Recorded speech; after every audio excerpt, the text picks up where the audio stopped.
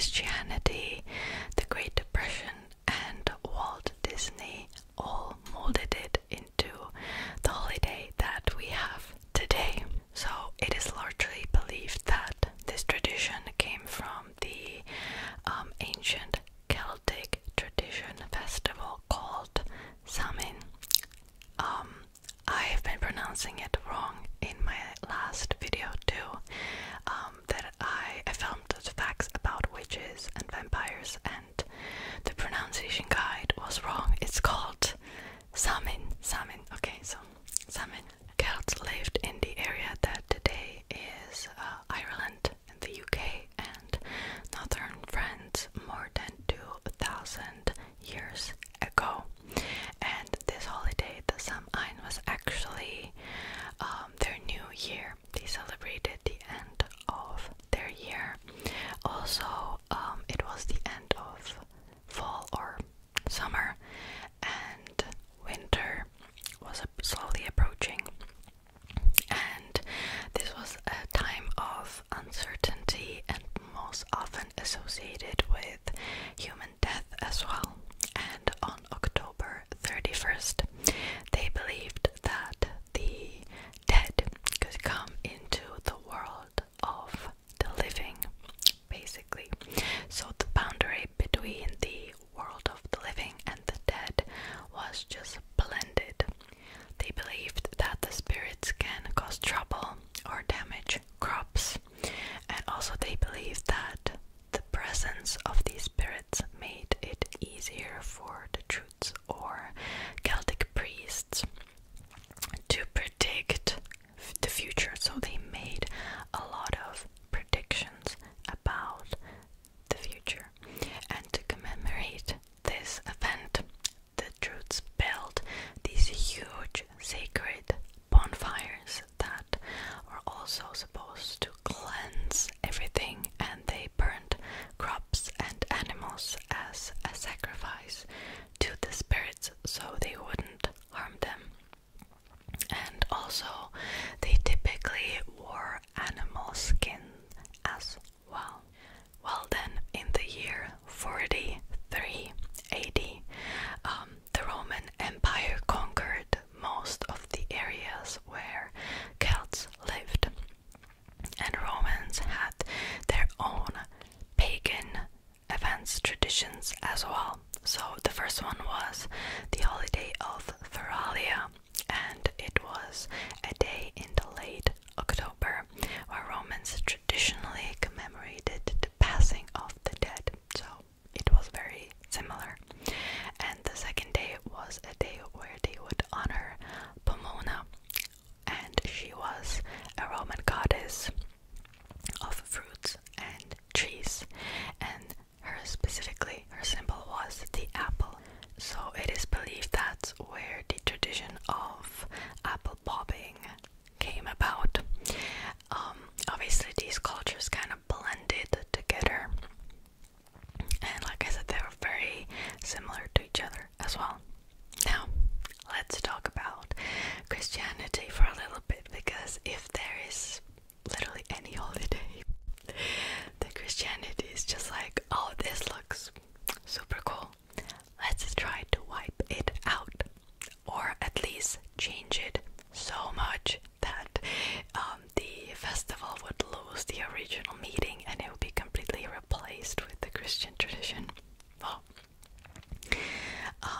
on May 13th, 609, Pope Boniface the Fourth dedicated Pantheon in Rome to honor all Christian martyrs. Notice, May 13th. Later on, Pope Gregory III actually expanded the holiday, and so he would include all saints, not just martyrs, and all saints would be celebrated. It was called All Saints Day, and he moved it from May 13th to November the 1st. So very, very close to the original pagan traditions, right? Well, by the end of 9th century, the Christianity has spread into pretty much all Celtic lands, and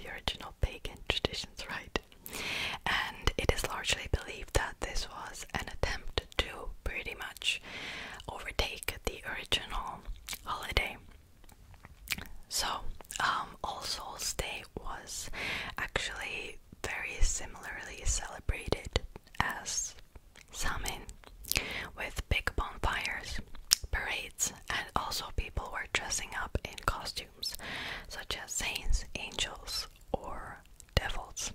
And during the festivities, poor people would beg for food, and families would give them these pastries called soul cakes in exchange for a prayer for the dead relatives of the family.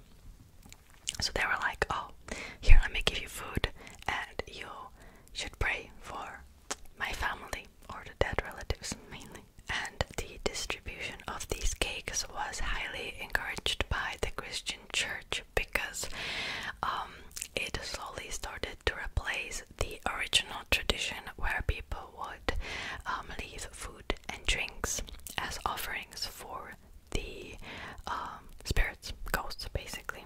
And this practice where people would get these soul cakes was called going a souling, and it was eventually taken up by children who would visit these houses in their neighborhood, and they would get food or money or beer. So maybe this is where the tradition of trick-or-treating came about. I will talk about it a little bit further in the video. Now I wanted to talk about the legend of Stingy Jack and Jack-o'-lanterns, where it came from. So people have been making Jack-o'-lanterns for centuries now, and the practice originated from an Irish myth about a man called Stingy Jack. So according to the story, Jack invited the devil to have a drink with him, but like I said, Jack was stingy and he didn't want to pay for the drinks, so he somehow, I don't know how, convinced the devil to turn himself into a coin that he could use to pay the drinks with. But then Jack decided to keep the money, and he put the coin into his pocket next to a silver cross so the devil couldn't turn back. And eventually Jack freed the devil, but he made him promise that he would not bother him for 1 more year.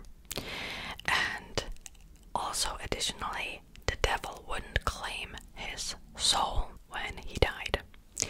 A year passed, and the devil visited Jack again, and Jack somehow tricked the devil to climb into a tree to pick a piece of fruit. And while he was up there, Jack carved a sign of the cross into the tree, so the devil could not come down until the devil promised that he would not bother him for 10 more years. Soon after, as the legend goes, Jack would die, and God didn't want Jack in heaven. He was just like, I don't want him here. He was such an unsavory figure. He doesn't belong to heaven. But the devil was like, well, I will not take him in either.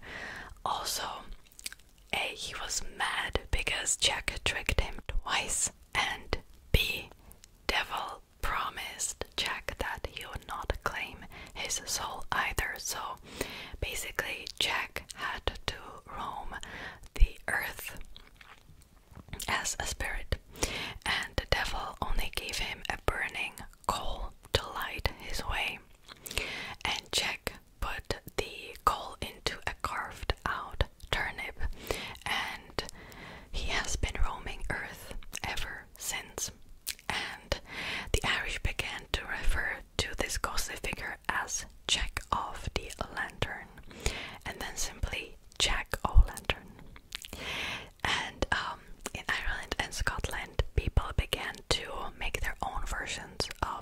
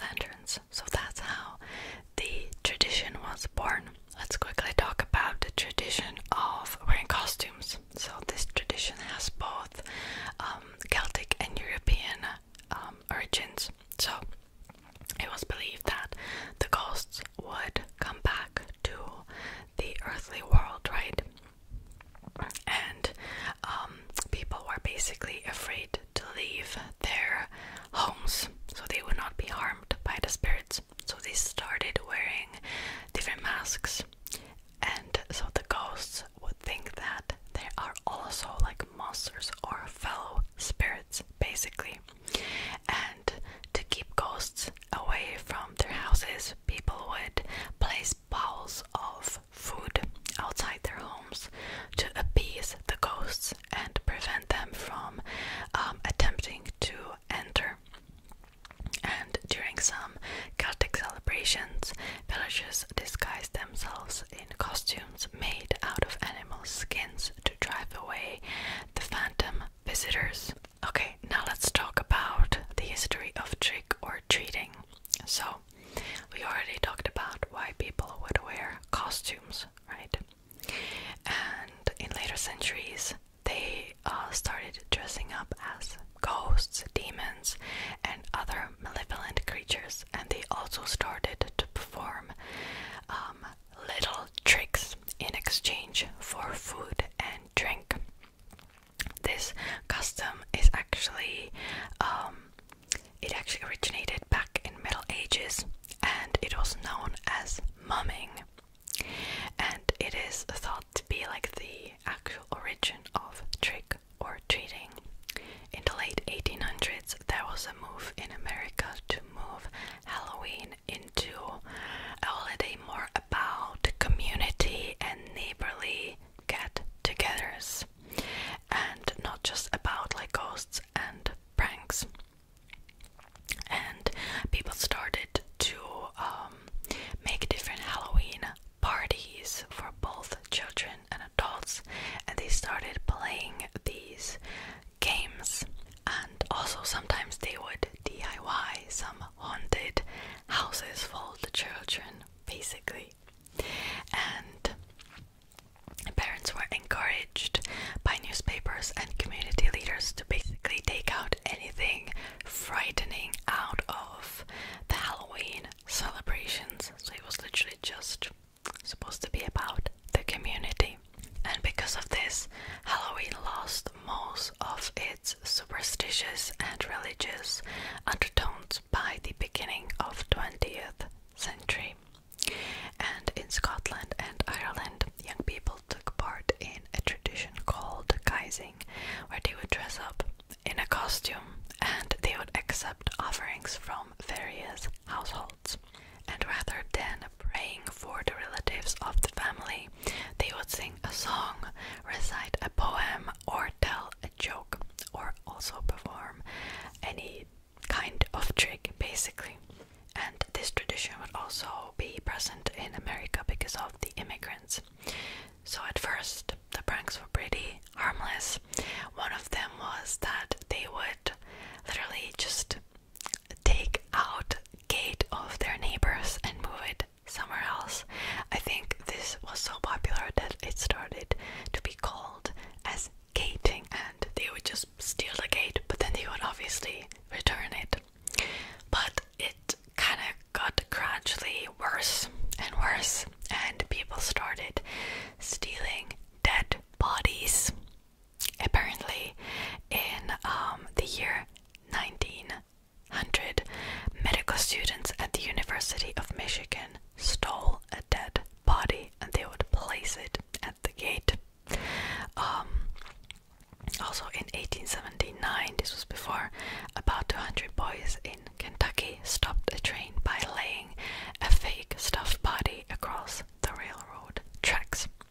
But it got so much worse later on, when the Great Depression came and people were just tired of the situation, and there were a lot of like economic and social changes as well, and not great ones. And so they started to just pull worse and more cruel pranks. Think like, when was this? Like a few years ago on YouTube, when everybody was just doing these like stupid pranks that were not even funny. Like, I think the same way these men that usually did these pranks, I guess they kind of misunderstood that it's supposed to be funny. Just like some YouTubers going like, oh, it's a prank, bro, and it's not even funny. It was literally the same thing. So it actually started to be so cruel that people got hurt. So for example, in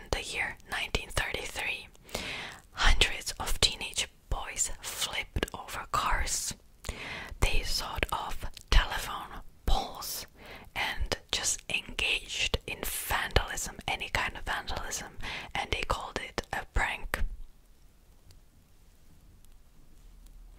I've heard that it got pretty bad. People got injured. People actually died.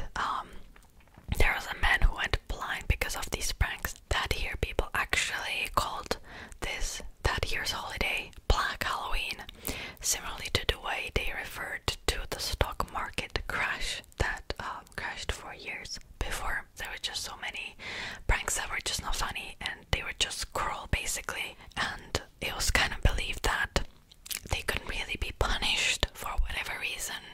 I don't know, I actually find it hard to believe. I think at some point people started to punish these little pranksters. This cost cities millions of dollars, even in that currency back in the day, and they considered banning Halloween just altogether. But they started to encourage communities to get together and sort of direct Halloween to young people. And also they were like, we gotta keep these pranksters busy.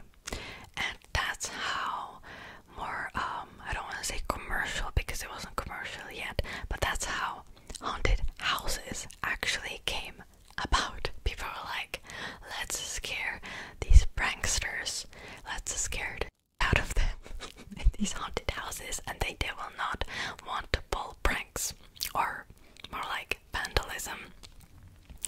So in 1933 there was a party pamphlet on how to create a trail of terror, and it recommended weird moans and howls that are supposed to come from dark corners, damp sponges and hairnets hung from the ceiling to touch their faces.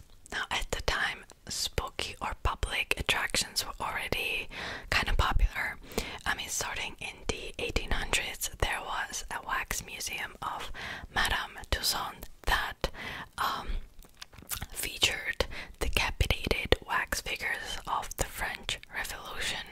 And in 1915, a British amusement right manufacturer created an early haunted house with dim lights, shaking floors, and demonic screams. So during the Great Depression, people were just like, oh, let's make more of these haunted houses. Now the early haunted houses were just small non-profit affairs in residential neighborhoods, but in later decades larger organizations kind of took over, and the absolute most influential haunted house was made by Walt Disney, and it was the Disneyland's Haunted Mansion that was created in 1969. And after that, basically these non-profit small haunted houses were just kind of wiped out because nobody was really interested in them anymore. Since then, Americans' haunted houses just became like a large attraction, and there are over 1,200 haunted houses in the United States. I've heard that it's even, the number is even larger, but I don't know. So, because of this, by the 1950s, town leaders actually successfully limited vandalism, and Halloween kind of evolved into this holiday that was directed mainly at small children. Also, there were so many children that were born. It was actually the baby boomer era, right? That it just was impossible to accommodate these many children in town centers like it was before. So it evolved from these big parties at the town centers into more of a neighborhood celebration for small kids. And trick-or-treating became really popular, and it was just a relatively inexpensive way for an entire community to share the Halloween celebration. And that's how the new American tradition was born.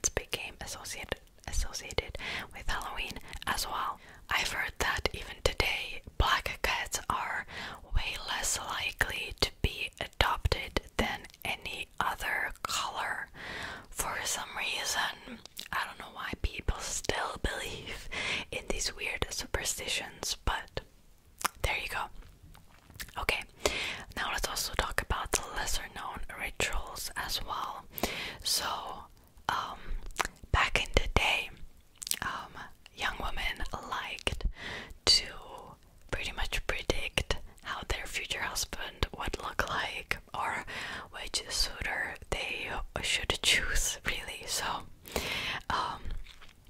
there was, for example, a matchmaking cook that would bury a ring in mashed potatoes on Halloween night, and whoever found it, I don't know what happened, if they actually married, probably not, but it was kind of believed that they would be good together. I don't know. In Scotland, a fortune teller recommended that an eligible young woman should name a hazelnut for each of her suitors and then toss the nuts into a fireplace. And the nut that would burn to the ground rather than exploding would signify a long-lasting love, so she should choose that suitor.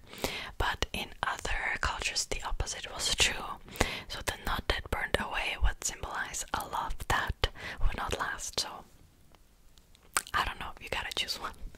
Also, there was another tale that if a young woman ate a sugary concoction made out of walnuts, hazelnuts and nutmeg before bed on Halloween, she would dream about her future husband.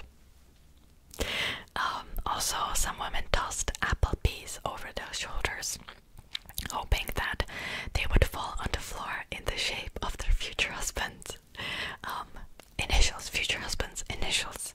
And they tried to also learn about their futures by peering at egg yolks floating in a bowl of water, or also stood in front of mirrors in darkened rooms holding candles and looking over their shoulders for their husband faces. Or there was a tradition at Halloween parties that if a guest would find a burr on a chestnut hunt, they would get married first.